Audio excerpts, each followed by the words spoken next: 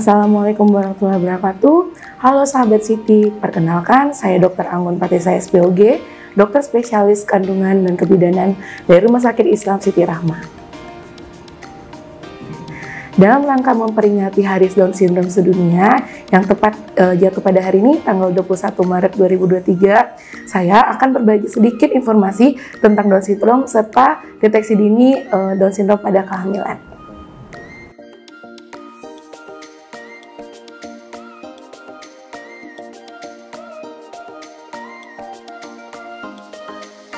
Apa itu Down Syndrome? Apa itu Down Syndrome? Down Syndrome adalah suatu kondisi keterbelakangan pada mental dan fisik pada seorang anak yang diakibatkan oleh kelainan kromosom.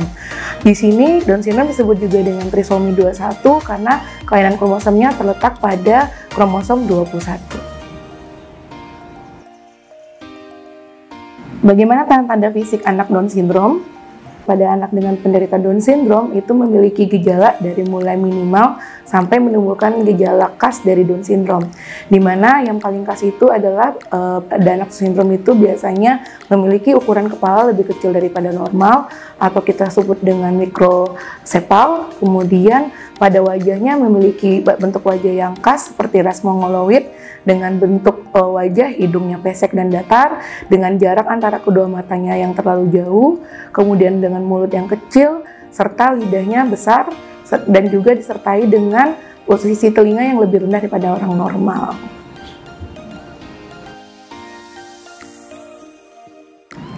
Apa yang menjadi faktor risiko memiliki anak Down Syndrome? Secara teori, penyebab Down Syndrome itu terdiri dari berbagai multifaktorial. Biasanya kita sebut dengan faktor risiko. Salah satunya adalah usia ibu pada saat hamil. Ketika ibunya hamil dalam usia yang terlalu tua, di atas usia 35 tahun, risiko Down Syndrome akan lebih meningkat. Selain itu, juga apabila ada faktor keturunan keluarga yang memiliki riwayat Down Syndrome, maka akan kemungkinan terjadi angka Down Syndrome pada generasi berikutnya juga akan lebih tinggi. Selain itu, juga paparan radiasi, pola hidup yang tidak sehat, di mana kebiasaan merokok, memakai alkohol, dan tidak memakan makanan 4/5 sempurna juga mendukung risiko untuk terjadinya Down Syndrome. Apa saja jenis pemeriksaan untuk mendeteksi Down Syndrome pada janin yang dikandung? Apa saja yang bisa kita lakukan untuk mendeteksi Down Syndrome?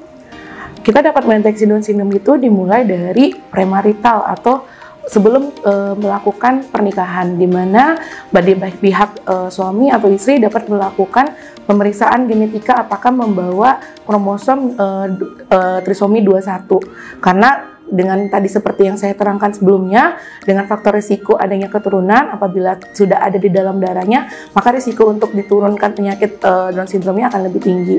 Kemudian pada saat sudah mengalami kehamilan, kita dapat melakukan suatu pemeriksaan non-invasif dengan disebut dengan NIPT atau non-invasive prenatal testing. Non-invasive prenatal testing ini bisa dilakukan mulai dari kehamilan 10 minggu untuk mendeteksi dari darah ibunya apakah ada kemungkinan membawa kelainan Down Syndrome. Kemudian selanjutnya pemeriksaan yang dapat kita lakukan adalah dengan ultrasonografi, di mana pada kehamilan di atas dari 16 minggu kita bisa melihat ketebalan dari tengkuk si bayi. Dari pemeriksaan USG ada yang kita sebut dengan nuclear transfusion atau NT. NT itu apabila jumlah NT ketebalannya lebih dari 3 mm, maka kita akan mencurigai ada kemungkinan kejadian Down Syndrome. Tapi apabila NT-nya dapat kurang dari 3 mm, insya Allah bayinya akan terhindar dari kejadian Down Syndrome.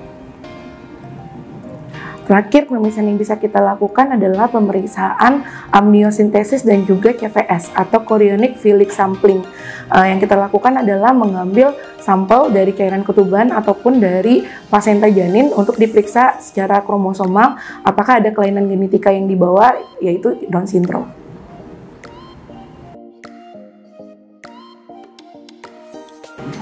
Bagaimana cara mencegah Down Syndrome? Apakah Down Syndrome bisa dicegah? Down Syndrome bisa dicegah dengan melakukan beberapa hal. Satu, mempersiapkan usia kehamilan, di mana usia kehamilan sebaiknya sebelum umur dari 35 tahun.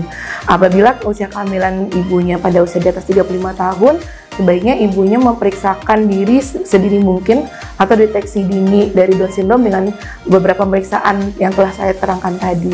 Kemudian yang kedua, menerapkan pola hidup sehat di mana ibunya memakan 4 sehat 5 sempurna, mengkonsumsi asam folat dosis tinggi, dan juga menghindari kebiasaan-kebiasaan buruk seperti merokok, mengonsumsi alkohol, dan juga melakukan aktivitas fisik.